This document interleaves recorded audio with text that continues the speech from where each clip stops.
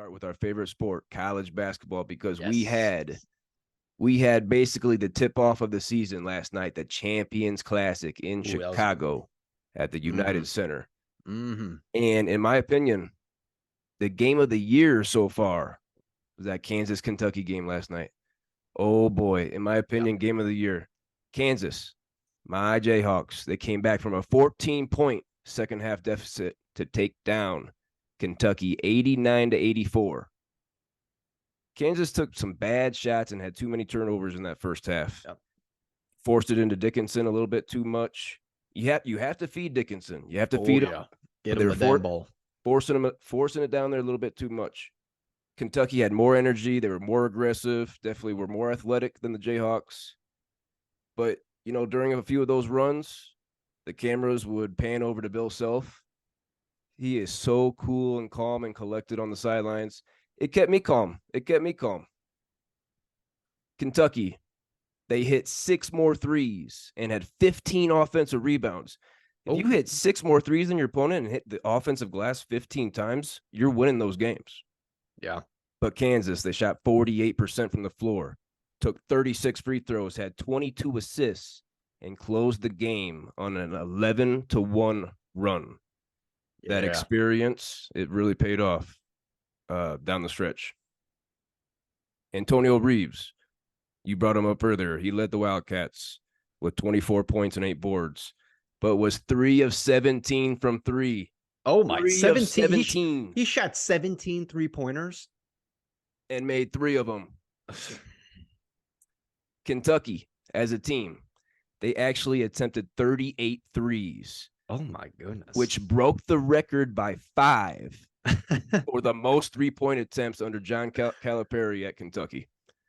This broke John Calipari's record at Kentucky by 5 for most three-point attempts in a game. Hunter Dickinson, the big dog, had 27 points and a career-high 21 rebounds. Previous career high was 16 boards. He hit the glass 21 times, hit 10 of 11 free throws. He had a big game, along with DeJuan Harris, who had a career-high 23 points on 5 of 6 from 3 to go along with 7 assists. They were just daring him to shoot, not even getting a hand up on him. Especially towards the end of the game, when he knocked 2 big threes in a row. Huge. Put a hand up. Put a hand up. What the hell was that? This is a national championship winning point guard we're talking about. You're right about that.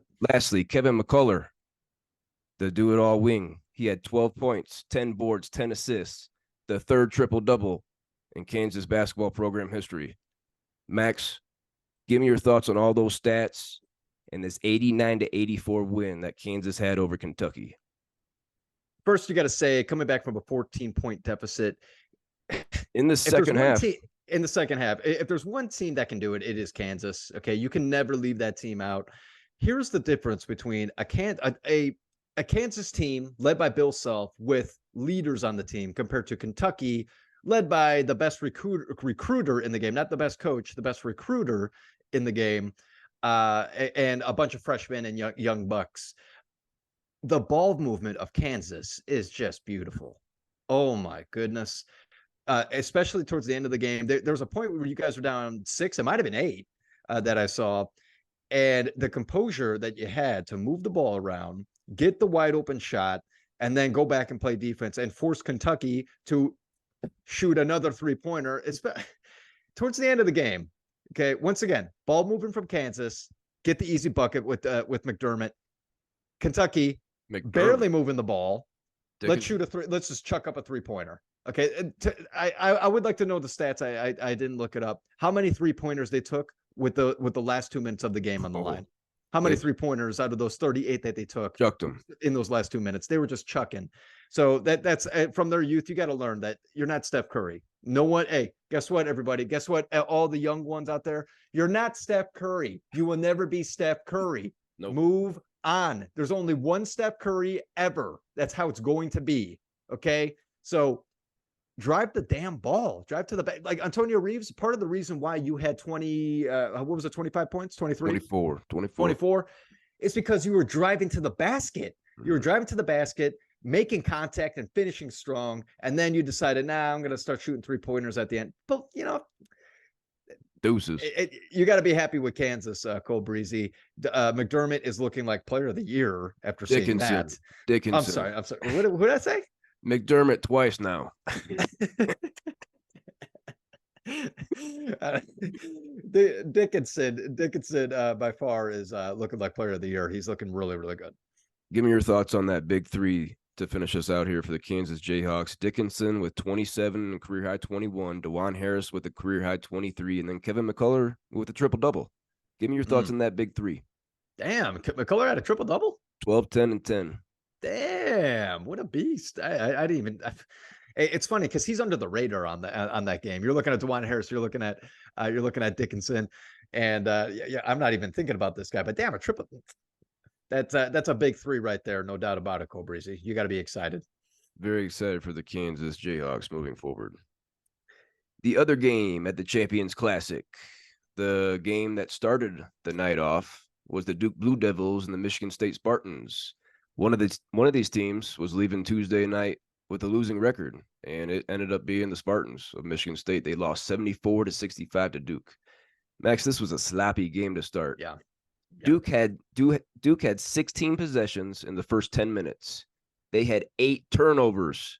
8 turnovers in those 16 possessions. That is so sloppy.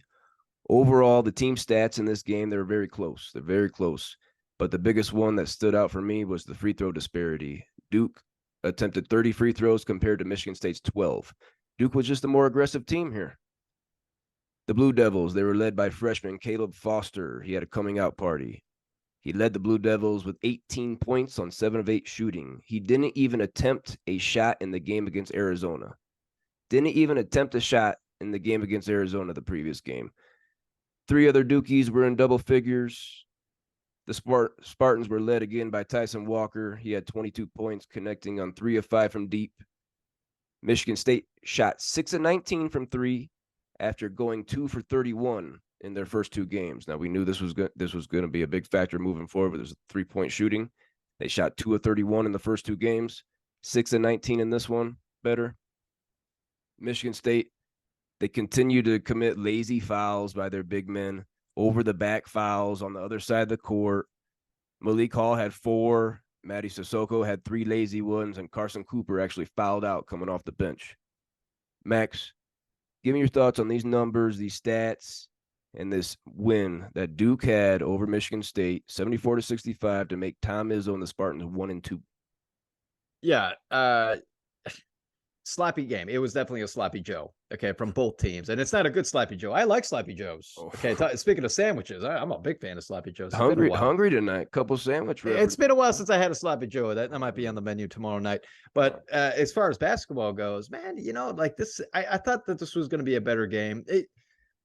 Don't get me wrong. There was a point where Michigan State was coming back. Taiwan Walker was draining some threes, doing his thing. If there's one upside with Michigan State, it's Taiwan Walker. Tyson.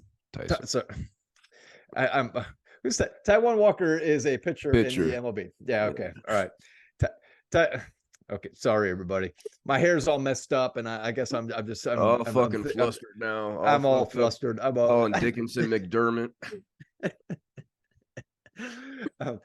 Tyson Walker looks really good. I would expect Hogard to be doing better than what he's been doing. Yeah. I'm really hearing nothing about him. And you're right about the bigs.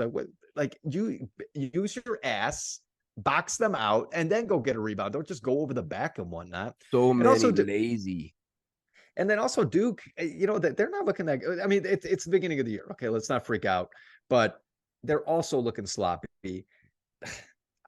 Do they have any senior leadership? Do they have anything, or is this another youth team? They got a big man, Ryan Young. Jeremy Roach is an upperclassman at point guard. Yeah, they got a couple leaders, but it's definitely freshman and sophomore filled. As usual. It's usually how it is. You're right. They got a lot to learn. Both teams do. You would expect more from Michigan State with a bunch of seniors and juniors on the team. They'll figure it out. They're going to figure it out towards the end of the year. We said it last week. They start out slow. They heat up towards the end going into the tournament. So nothing out of the ordinary. I want to look at Michigan State real quick just to finish out this game. Here's a fun nugget for you here, Max. Tom Izzo is 3-14 all time against Duke. Oh, 3-14. okay. Got a quote from Izzo after the game. Quote, "Give me blame because I've had different players and still lost. So it's got to be the coach." End quote. So I like taking some ownership. I like taking that ownership. Izzo 3-14 all time against Duke. Max, we talked about it last week after their loss to James Madison. I think Michigan State has a talent discrepancy. I don't think they have the ballers that they're used to, that they've had in the past. I just excuse me. I went through just over the last few years since 2014 their NBA players. Now these aren't really huge names, but there's not one of these guys on Michigan State's roster right now. Joey Hauser, Max Christie, Aaron Henry, Cassius Winston, Xavier Tillman, Miles Bridges, Jaren Jackson Jr., Deontay Davis, Denzel Valentine, Bryn Forbes, Adrian Payne, your guy Brandon Dawson, Keith Appling. Oh, I remember Brandon Dawson. Yeah. My Keith high school played Appling. against those guys. Scored like 30 points. Keith Appling, and then if we go back to 2012, I'll throw in Draymond Green. I don't think there's an NBA player on this Michigan State roster. They're missing that dog, that top level talent. Yeah. Michigan State doesn't have it. They'll be a tournament team, but I don't think they're going to be top 2 in the Big Ten. I wouldn't put them second. I like that projection. Yeah, there's not much more you got to say. That they got to figure something out there. They got to figure out the leadership. They got to figure out how to work together. Okay, you can't just have Tyson Walker dribble, shoot.